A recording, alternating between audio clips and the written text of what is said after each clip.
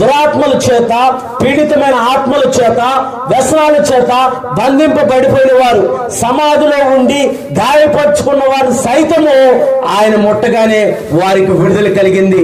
ఈ రాత్రి కాల సమయంలో ఈ దూరశ్రవణ యంత్రం ద్వారా వింటున్న ప్రతి ఒక్కరూ ఈ మాటలలో ఏకీభించి, యేసయ్య నాకు ఆరోగ్యం కలుగజేస్తాడు, ఆయన రెక్కల వలన నాకు ఆరోగ్యం కలుగుతుంది, ఎందుకనంటే ఆయన నిశ్చయంగా మన రోగములను భరించి మన వ్యసనాలను వహించుకొని ఆ కల్వరి మానవ పైన ఆయన వేలాడి తన శరీరాన్ని మన కొరకు దున్నబడింది.